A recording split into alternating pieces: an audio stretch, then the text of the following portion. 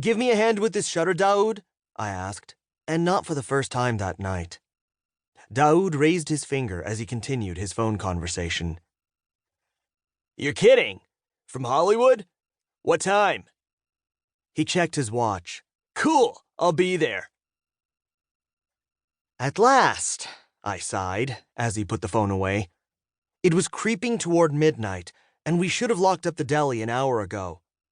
I tugged at the unyielding roll-down security shutter. Daoud flexed his biceps. You need some real muscle behind this. He grabbed the other handle. On 3. I tightened my grip. 1, 3. The slatted steel grill rattled down thunderously and slammed on the sidewalk. Daoud snapped on the padlock. Yalla, cuz. I've got places to be. Cuz? Daoud acted like he was one of the family, but he was just a guy my brother had brought home when they'd met in 5th grade, a decade ago. I'd never understood why Mo had liked him so much. Maybe it was because there weren't many other Iraqi kids at school. Since then, Daoud had hardly been out of my life, but he was still no cuz. Another party? I asked. Not all of us want to spend our lives grilling kebabs. Nothing haram about it. People gotta eat, I replied. So who's in town? Spielberg? The head honcho from Disney? He grinned. A big-shot casting agent out of L.A. She'll be attending the Hamilton after-party. That's where I've got to be in exactly 1 hour. We set to pulling the second shutter down. Wouldn't it be easier if you actually learned acting? I asked. And I don't know, appeared in something? Daoud scowled. In case you've forgotten, I was in Homeland. Twice. Yeah, and spent it with your face covered by a keffiyeh. What was the part again? Terrorist henchman? Head terrorist henchman.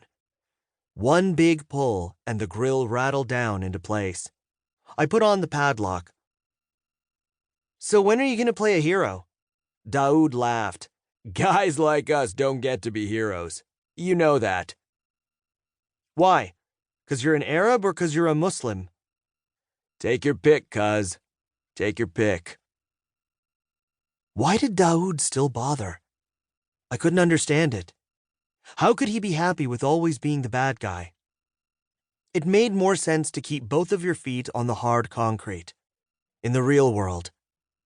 We re-entered the deli from the rear, through the cramped kitchen and into the dining area. Mo's didn't look like much. The tables didn't match, and some of the chairs wobbled. But the place had sizzle. And I'm not just talking about the onions in the pan or the shawarma turning on the skewer, but the crowd. We were on the corner of 15th and Siegel, so we got constant foot traffic. We specialized in Arab and Mediterranean, basically the best food in the world. We opened at 6 a.m. to fuel the office workers with fresh pita and Turkish coffee thick enough to stand a spoon in. Mid-morning brought the locals, who came for a chat and to break out the backgammon, or to just sit by the windows with a pot of mint tea and watch the rest of the world rush by. I took the late shift.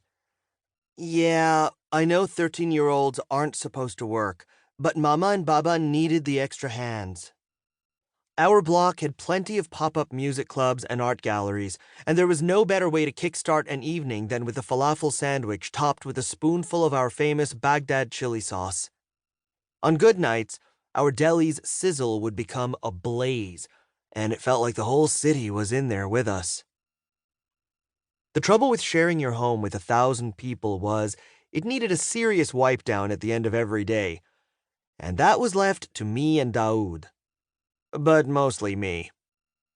I triple-locked the front door from the inside and left the keys on the countertop while Daoud continued to explain his career plan for the 1,000th time. It's not about talent. Just look at the people who get all the parts. It's about getting spotted. And you get spotted at parties. The right parties. If you say so. Look at his face, sick. Just look at it. I dipped the mop into the bucket for a soak.